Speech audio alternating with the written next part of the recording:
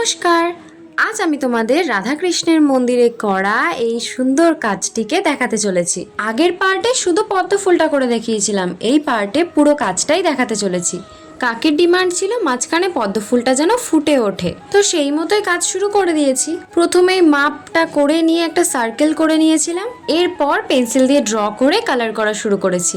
রাধাকৃষ্ণের পছন্দের ফুল কিন্তু পদ্ম ফুল, এবং সেই পদ্ম ফুলটাকেই তাদের মনের মতো করে সুন্দর করে সেখানে ফুটিয়ে তোলা একটু তো ভয় কাজ করছিলই। এবার বলি, এতদিন আমি ভিডিও দিতে পারিনি, তার কারণ আমার থার্ড সেমের এক্সাম চলছিল। তো এক্সাম শেষ হওয়ার পরে বিভিন্ন সমস্যার কারণে ভিডিও করতেও পারিনি, বা আমার ফোনে যে ভিডিওগুলো ছিল সেগুলোও আমি দিতে পারিনি। তার উদ্দেশ্যে একটাই কথা বলবো, তোমরা আমার পাশে থেকো।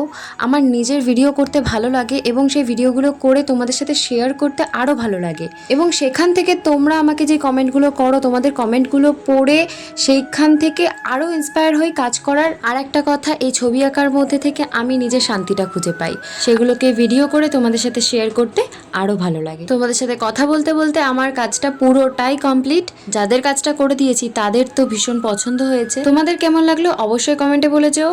আর কৃষ্ণ ঠাকুরেরও পছন্দ হবে বলো। আর আমার কথা বলা বা ভিডিওতে কোনো ভুল ত্রুটি থাকলে মার্জনা করবেন। সকলে সুস্থ থাকবেন, ভালো থাকবেন, আনন্দে থাকবেন। আজকের মতো টাটা, দেখা হচ্ছে খুব তাড়াতাড়ি পরবর্তী ভিডিওতে।